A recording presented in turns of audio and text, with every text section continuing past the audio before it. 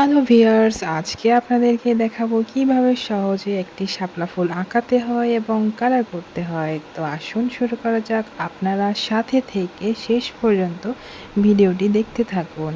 তো শাপলা ফুল আঁকাতে আমাদের প্রথমে প্রয়োজন কিন্তু কালার, তারপরে পেপার, তারপর পেন্সিল, তারপরে রাবার। তো আমি শাপলা ফুল আঁকাবো যেহেতু সহজভাবে, সেজন্য আমাকে একটি সার্কেল এঁকে নিতে হবে, আর এই সার্কেলটি আমি এঁকে নিব।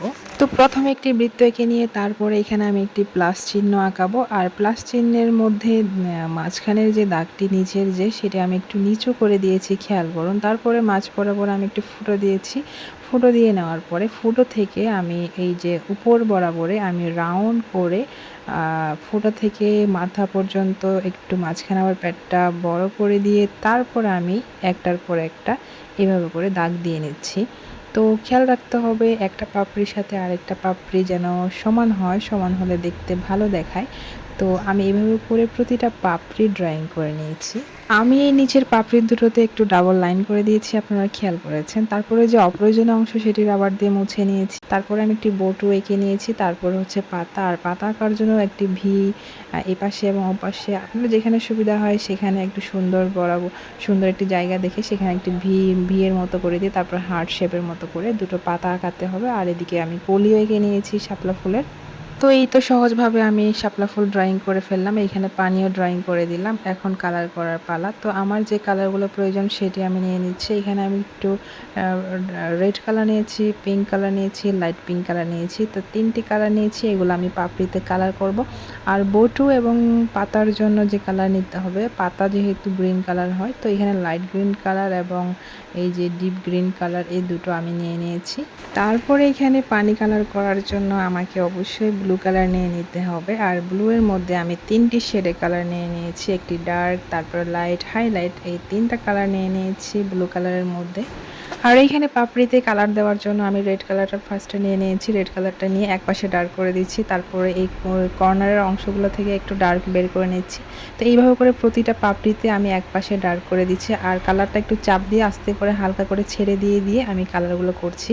ভালো করে খেয়াল করুন, যেখানে চাপ দিবেন সেখানে একটু ডার্ক হবে, আর যেখানে আস্তে করে হাতটাকে ইজি করে ছেড়ে দিবেন সেখানে হালকা হবে। তো এইভাবে করে কালারটা করতে হবে। এভাবে করে প্রতিটা পাপড়িতে করে নিলাম। তারপরে আমি পিঙ্ক কালারটা দিয়ে এই যে রেড কালার যেখানে দিয়েছি সেখানের সাথে মিক্সড করে তারপরে আমি ওই যে হোয়াইট অংশগুলো আছে সেখানে আস্তে আস্তে করে হালকা করে ছেড়ে আমি পিঙ্ক কালারটাও দিচ্ছি। এবারে আমি যে লাইট পিঙ্ক কালারটা নিয়েছি সে লাইট পিঙ্ক কালার দিয়ে আমি পুরোটা জায়গায় কালারটা মিক্সড করে দিচ্ছি, এবং কালারটা দেখুন কি সফট দেখাচ্ছে। তো এইভাবে করে আমি সব পাপড়িতে কালার করে নিয়েছি।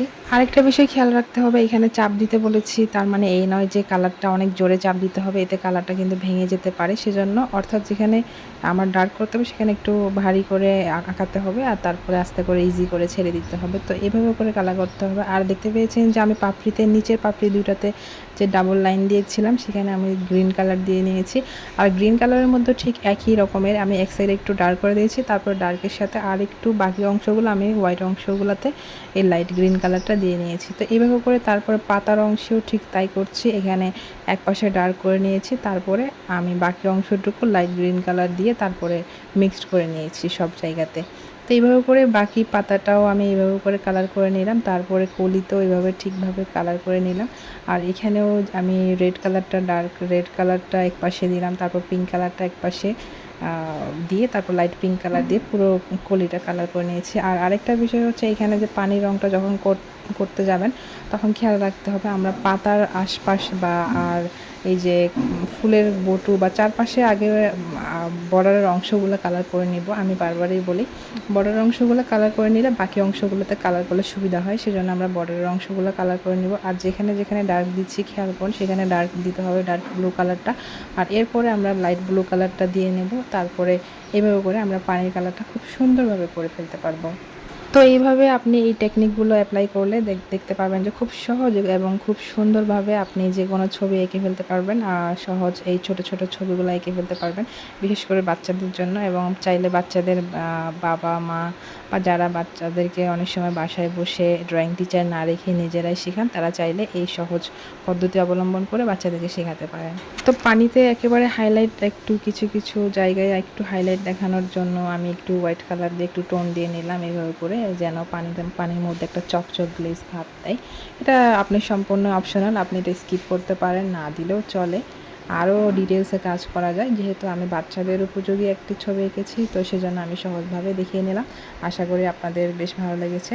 তো এরপরে প্যাস্টেল কালারের মধ্যে আরেকটি বিষয় হচ্ছে, আপনি যদি কালারটা সম্পন্ন করার পরে পেন্সিল দিয়ে আরেকটু ড্রয়িং করে নেন, আপনি যে ড্রয়িংটা করেছেন সেটা আবার পুনরায় একটু ড্রয়িং করে নেন, তাহলে কিন্তু ছবিটা অনেক বেশি সুন্দরভাবে ফুটে ওঠে। খেয়াল করুন। তো এইভাবে করে আমি একটু পাপড়ির মধ্যেও লাইন টেনে নিয়েছি, দেখতে পাচ্ছেন। তো এইভাবে করে পুরো ছবিটা আমি সহজে কমপ্লিট করে ফেললাম।